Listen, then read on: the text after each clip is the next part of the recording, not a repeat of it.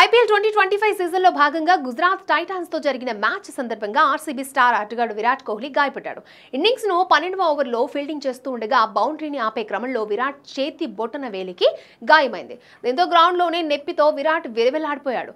అయితే విరాట్ ఇలా గాయపడడం చాలా అరుదుగా జరుగుతూ ఉంటుంది. కానీ నొప్పి భరించలేక విరాట్ నేల కొరగడంతో చిన్నస్వామి స్టేడియం మొత్తం నిశ్శబ్దం ఆవహించింది. అయితే ఫిజియో ఫస్ట్ ఎయిడ్ చేయడంతో విరాట్ కొద్దిసేపటికే రికవరీ అయినట్లు కనిపించాడు. ఆయన విరాట్ ఫ్యాన్స్ లో ఆందోళన అలాగే ఉండింది. గాయం తర్వాత విరాట్ లో ముందున్నంత యాక్టివ్నెస్ కనిపించలేదు. దీంతో ఫ్యాన్స్ విరాట్ తదుపరి మ్యాచ్ కు అందుబాటులో ఉంటాడా లేదా అని ఆరా తీయడం స్టార్ట్ చేశారు.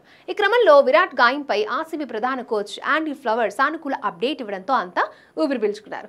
విరాట్ గాయం చిన్నదేనని ఫ్లవర్ ప్రకటించారు. ఇక ఆర్సీబీ తమ తదుపరి మ్యాచ్లు ముంబై ఇండియన్స్ తో తలపడనుంది. ఈ మ్యాచ్ ఏప్రిల్ 7న ముంబై వాంఖడి స్టేడియంలో జరగనుంది. కాగా జీటీ మ్యాచ్ లో మాత్రం విరాట్ ఘోరంగా ఫెయిల్ అయ్యాడు.